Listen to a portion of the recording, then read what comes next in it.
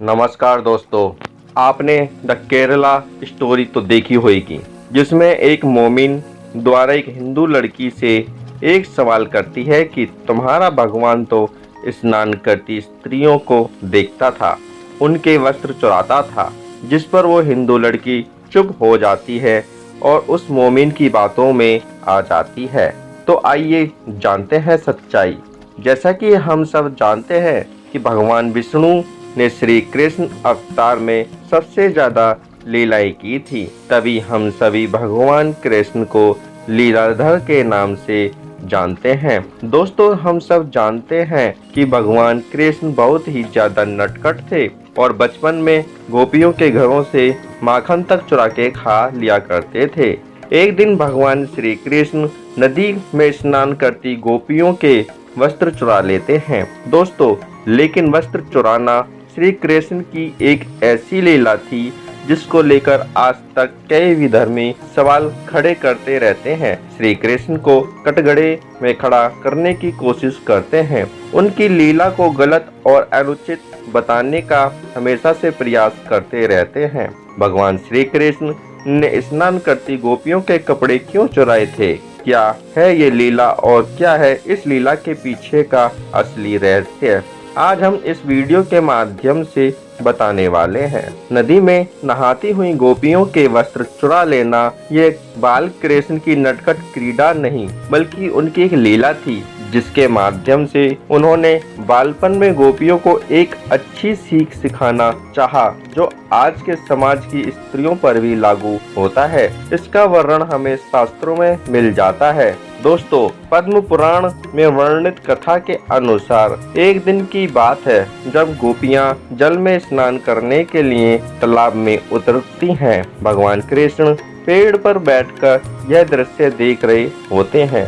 जब गोपियां नहाने में व्यस्त हो जाती हैं, तो श्री कृष्ण गोपियों के वस्त्र चुराकर छुपा देते हैं। जब गोपियां नहाकर तालाब से निकलने वाली थीं, तो उन्होंने देखा कि उनके वस्त्र वहां नहीं थे और वह सब चिंतित होने लगीं। उसी समय गोपियों की नजर छुपकर पेड़ पर बैठे श्री कृष्ण पर पड़ी। गोपियों ने कहा कि गोपियों को नहाते हुए देखने में जरा भी लज्जा नहीं आती तुम्हें? गोपियां कृष्ण से जब यह बात कहती हैं, तो कृष्ण भी पलट कर कहते हैं कि मुझे लज्जा क्यों आएगी? लज्जा तो तुम्हें आनी चाहिए जो निर्वस्त्र होकर नहा रही हो। गोपियां श्री कृष्ण से कहने लगी, हमसे गलती हो गई है, अब यह बताओ तुमने हम सब के वस्त्र कहाँ रखे हैं?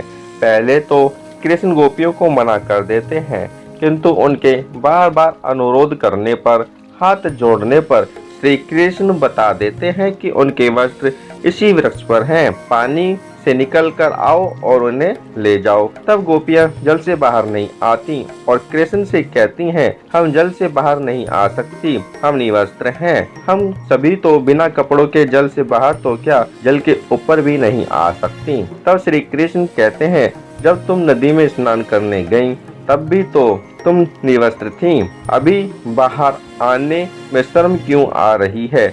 तब गोपियां कहने लगी, जब नदी में स्नान करने आए तब उस समय कोई नहीं था। ये सुनकर कृष्ण कहते हैं, तुमने ये कैसे सोच लिया कि यहाँ पर कोई नहीं था? क्योंकि मैं तो हर पल हर जगह मौजूद होता हूँ, और हाँ, उस समय मेरे अलावा आसमान में उड़ते पक्षी और अन्य पशु ने भी तुम्हें निर्वस्त्र देखा है।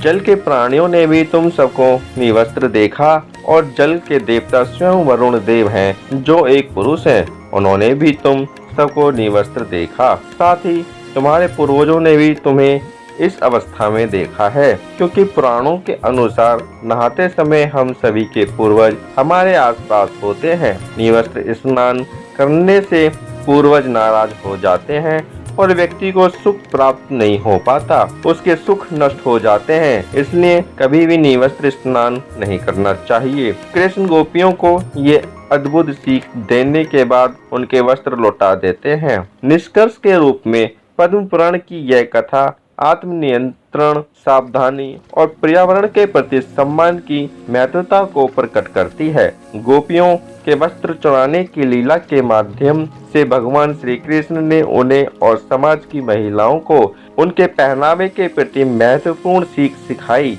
ये कथा स्नान के दौरान अनुशासन बनाए रखने और अपने आसपास के पर्यावरण के प्रति सतर्क रहने की आवश्यकता को बल देती है। इन्फॉर्मेशन अच्छी लगी तो वीडियो को करें लाइक, चैनल को करें सब्सक्राइब। Thanks for watching. जय हिंद, जय श्री कृष्णा।